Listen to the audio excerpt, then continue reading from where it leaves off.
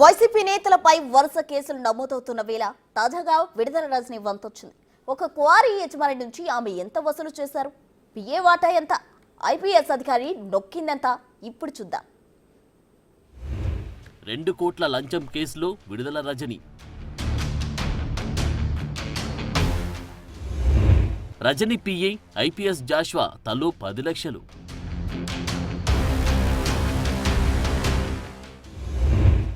అడిగినంత ఇస్తారా లేక 50 కోట్లు చెల్లిస్తారా?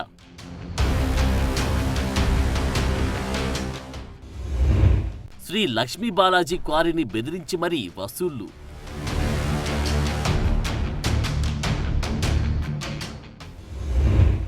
రజని తదితరులపై క్రిమినల్ కేసులు పెట్టాలి. మాజీ మంత్రి విడుదల రజని మెడకు ఉచ్చు బిగిసింది. చిల్కలూరిపేటలో క్వారీ యజమాని బెదిరించి 2 కోట్లు తీసుకున్నారని ప్రభుత్వానికి నివేదికిచ్చారు గుంటూరు జిల్లా విజిలెన్స్ అధికారులు.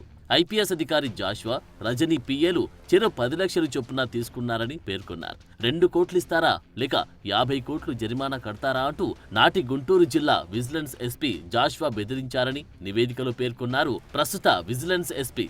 వీరందరిపై క్రిమినల్ కేసులు పెట్టాలని ప్రభుత్వానికి సిఫారసు చేసింది విజిలెన్స్ కమిటీ.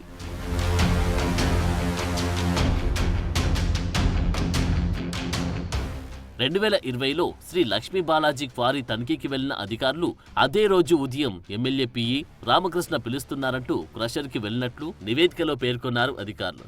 దీంతో మాజీ మంత్రి విడుదల రజనీతో సహా మరో 4గురిపై క్రిమినల్ కేసులు నమోదు చేసే అవకాశం కనిపిస్తోంది.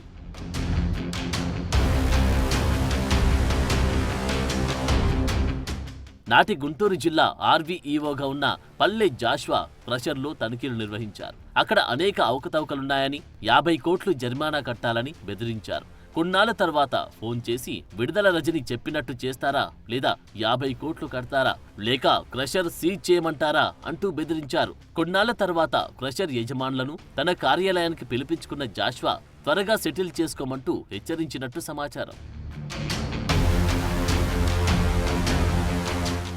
జాష్వా నుంచి ఒత్తిడి పెరగడంతో తప్పనిసరి పరిస్థితుల్లో తాము వారడిగినంత డబ్బు చెల్లించాల్సి వచ్చిందని అంటున్నారు క్రషర్ యజమానులు.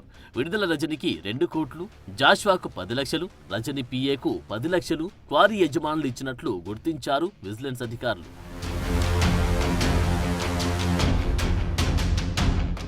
ఈ విషయం ఎవరికైనా చెబితే క్రిమినల్ కేసులు పెడతామని, వ్యాపారం మూయించేస్తామని బెదిరించి మరీ డబ్బు వసూలు చేశారు.